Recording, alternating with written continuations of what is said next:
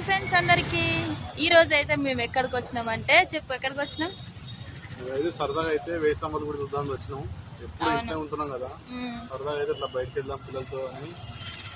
మాతో పాటు మీకు కూడా చూపిస్తాం మొత్తం అసలు వీలైనంత వరకు అయితే వీడియోస్ అయితే తీసి పెడదాం అనుకుంటున్నాం ఇగో ఇక్కడ అయితే ఫస్ట్ గేటు చూపిస్తే పట్టిగా అక్కడైతే గేట్ ఉంటుంది అవును